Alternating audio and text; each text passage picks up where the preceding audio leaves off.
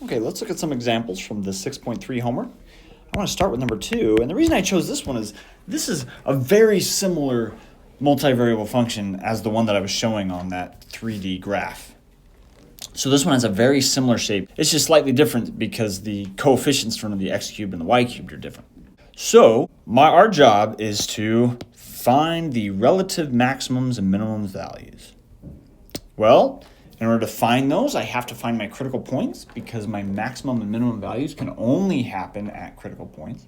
Well, since this is a multivariable function, I need to find both partial derivatives. And I'm looking for both of these partial derivatives are equal to 0. So my partial derivative in terms of x, I get 3x squared plus, well, since y cubed doesn't depend on x at all, that just goes to 0. And then over here with this last piece, remember I'm taking the derivative in terms of x, so I'm going to treat y as a constant. I'm going to just pair it with the 15. And so what's my derivative of 15y times x? I just keep the constant, and so I get 15y. My partial derivative in terms of y is very similar. You just get 3y squared minus 15x.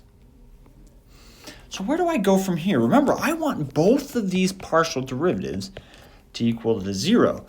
And what that does is it gives me two equations with two variables each.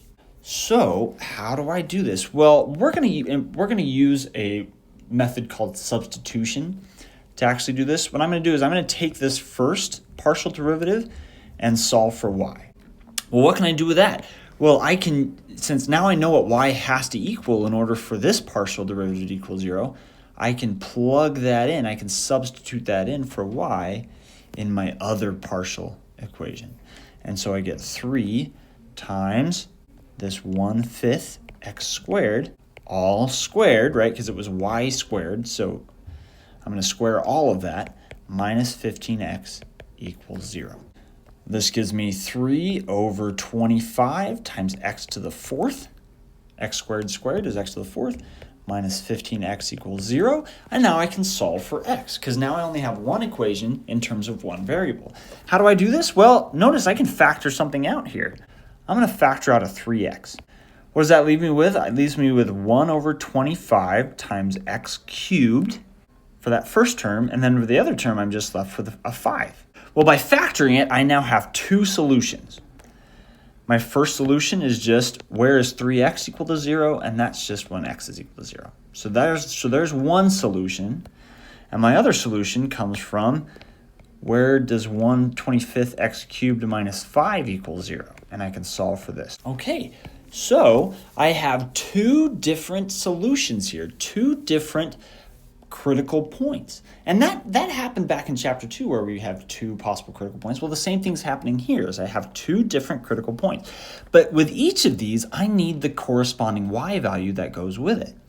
So what I can do is I can come back to this equation, right? Y is equal to 1/5 x squared.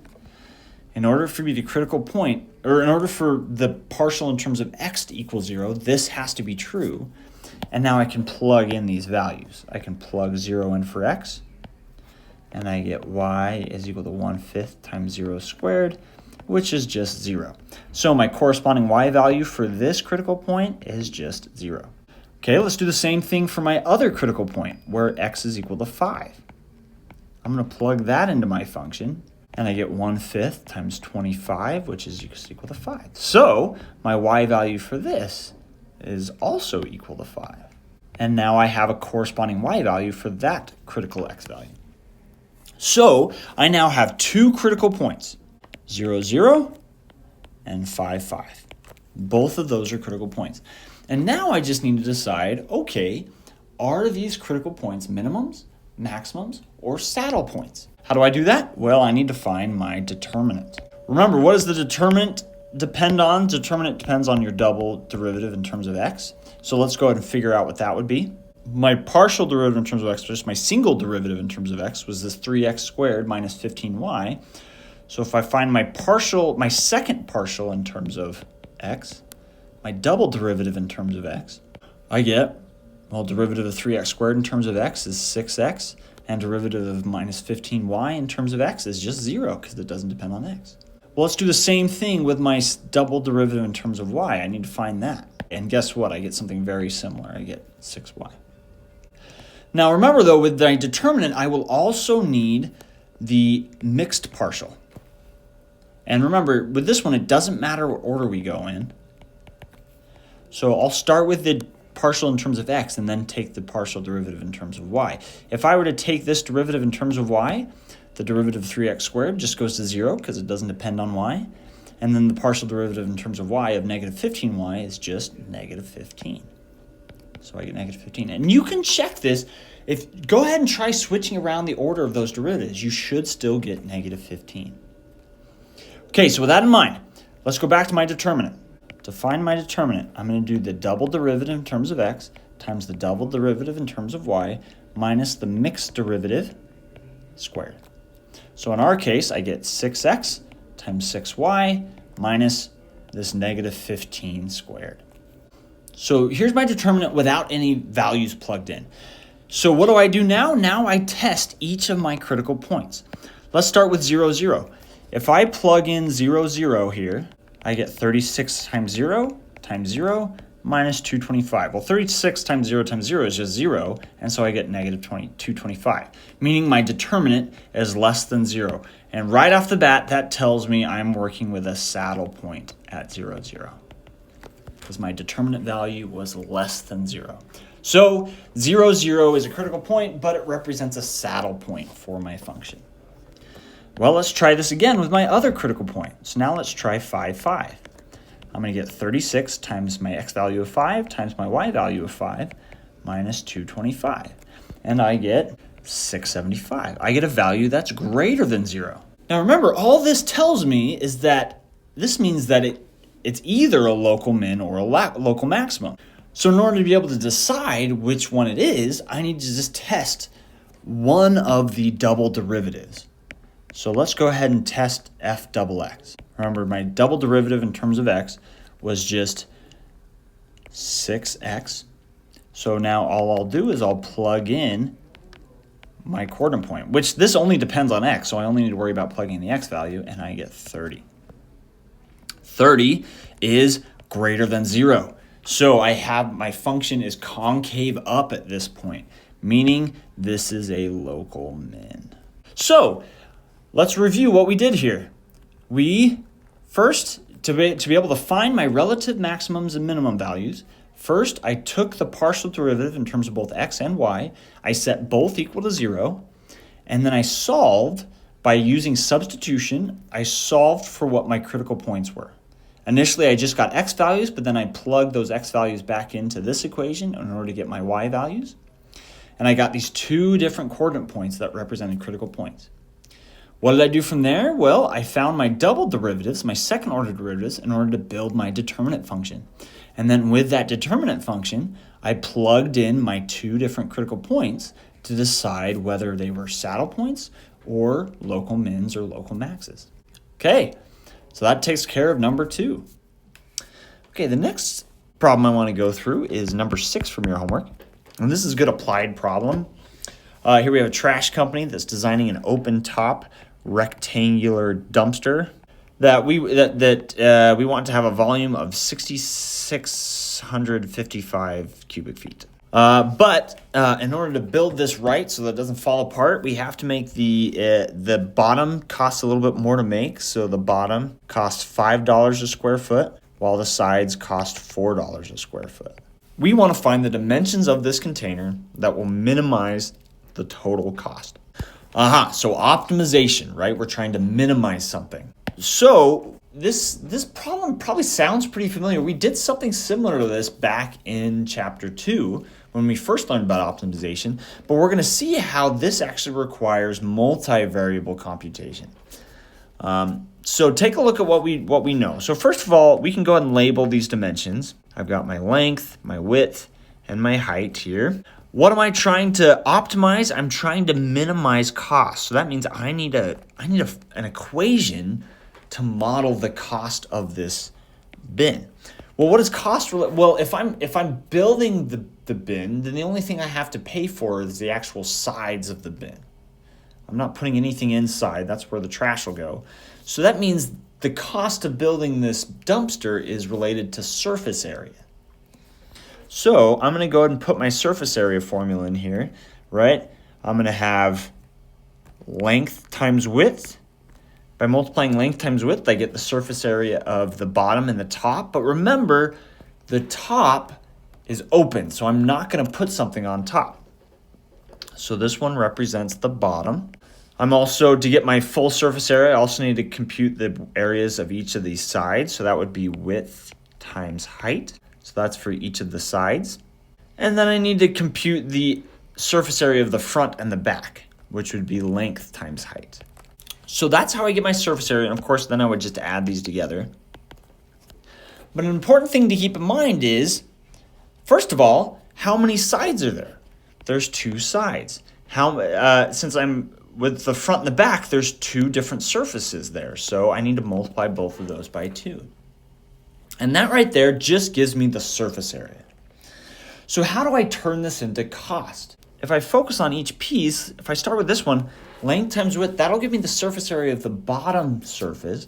And we know that that costs $5 per square foot. So all I have to do then is multiply this by that price per square foot. So I'm going to multiply that by 5. And then the sides and the front and back both count as the sides of the dumpster, and those cost $4 per square foot. So I'm going to multiply both of these by 4. So if I were to rewrite this, I get 5 times length times width plus 8 times width times height plus 8 times length times height. And now I have my cost equation in terms of 3 different variables. So how am I supposed to optimize this when I'm working with 3 independent variables, length, width, and height? Well, the process that we've learned in this chapter only really works if I have 2 independent variables. So I need to somehow eliminate one of my independent variables. How do I do that? I use this piece of information, right? I still haven't used the fact that I want my volume to be 6,655 cubic feet. So to use that, I know that volume is just equal to length times width times height.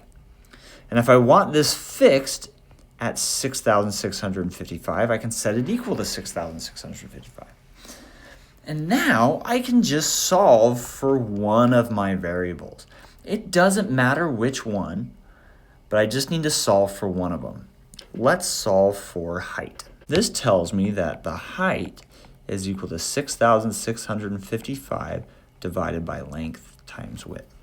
What does this allow me to do? This allows me to plug this in to this cost equation wherever I see an H, which is in 2 different places. So let me rewrite my cost equation now with that substitution, and I get 5 times length times width plus 8 times width times 6,655 over length times width plus 8 times length times 6,655 over length times width. Now I can keep simplifying this a little bit. You'll notice with this, where the substitution is, I can eliminate the widths with that term, and I can eliminate the lengths in my other term. So this gives me 5 times length times width. I can also go ahead and multiply 8 and 6,655. And I get 53,240 over length. The other term is going to be very similar, 53,240 over the width. Now that I have this in terms of 2 variables, notice I'm out of information. There's no way for me to narrow this down to only one variable, one independent variable. So at this point, I need to go ahead and start my optimization process. How? Well, it starts by first taking the partial derivatives and setting them equal to 0. What are my partial derivatives going to be in terms of? They're going to be in terms of length and width. So let's start with my partial derivative in terms of length. I'm going to take the derivative of this in terms of L, meaning that first term I'm just left with 5W. This term requires a little bit of rewriting, right? This is the same thing as L to the negative first power. So this gives me plus a negative 53,240 times L to the negative second. Right, I bring down that exponent of negative 1 and then subtract 1 from the exponent, making it negative 2. Plus, this last term doesn't depend on L at all, and so that term just goes to 0. I'll rewrite this slightly, and I get 5w minus 53,240 over L squared. I'm going to do the same thing for my partial derivative in terms of width, and guess what? You get something very, very similar.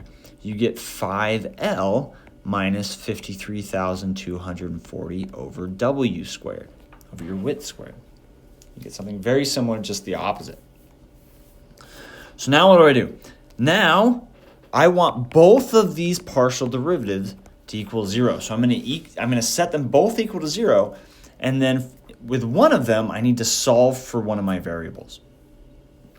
Let's go ahead and do that with my partial derivative in terms of length. So by setting this equal to 0, I can now go ahead and add this to the other side. I can move it to the other side using addition. And I get 5w is equal to 53,240 over L squared. To solve for w, all I now need to do is divide by 5. And I get w is equal to 10,648 over L squared. So that's what w is equal to in order for one of my partials to equal 0. W has to equal this. So now that I know that, I can take that and substitute it in for w into my other partial derivative. So I want this partial derivative to equal 0 as well, but now I know what w has to equal. W has to equal 10,648 over L squared, all squared. But I still need this to equal 0 because this is one of my partial derivatives. This gives me 53,240 divided by a pretty darn big number over L to the 4th power. Well, you'll notice I have a number divided by a fraction. I don't like dividing by fractions, so instead I can adjust that by flipping and multiplying. By doing that, I can actually write it like this. Well, now what? Well, now I can actually solve this because I only have it in terms of one variable at this point, and I've set it equal to 0. How? Well, I can start by factoring. Both terms have an L in it, and 53,240 is divisible by 5, so I can also factor out that 5 with it. So I'm going to factor out a 5L, and I'm left with 1 minus 10,648 L cubed, right, because I factored out one of the L's, over 113,379,904. Well, now that I've factored it, I can focus on each factor individually. If I focus on that first one, that means that what is one of my critical points? One of my critical points is if L is equal to 0. That means the length of my dumpster is 0, which of course is not realistic. We can't have a dumpster that has length 0. So I can go ahead and eliminate this possibility and say, no, that's not possible. We need to focus on this piece. Well, this looks really, really complicated, but remember, how did I get this number? This number was 10,648 squared, and now I have a 10,648 in the numerator, meaning I can rewrite this, I can simplify that fraction just as L cubed over 10,648. If you're a little confused by it, just try it out. Do 113,379,904 divided by 10,648. And it'll come out nice and cleanly. So next, I can add that fraction to the other side, and I get 1 is equal to L cubed over 10,648. Multiply both sides by 10,648, and you get L cubed is equal to 10,648. And last but not least, I'll cube root both sides. This gives me L is equal to 22. It comes out nicely. This tells me that my other option is that the length has to equal 22. So I now have solved for one of my dimensions. L is equal to 22. How do I figure out my other dimensions? Well, width, I can use this equation right here from earlier. I know that the width has to be 10,648 divided by L squared. So I can go ahead and plug 22 in for L and see what I get. So I get 10,648 over 22 squared, which guess what? This gives you 22 as well. So it turns out your width also has to be 22. Okay, so we have a length of 22, a width of 22. How do I figure out the height? Well, now I can go back to this equation, right? Going back to when I was just initially trying to get it in terms of two variables. is I solved for h in terms of length and width. So this gives me 6,655 divided by 22 times 22, right? Length times width. Well, they're both 22, so I just get 22 times 22. And this gives me 13.75. And that's what my height needs to be. And so there are my three dimensions. My length was 22, my width was 22, and my height was 13.75. Now, notice, really at this point, I now just have my critical points. I had a critical point at 0, but we dismissed that one because that's not realistic.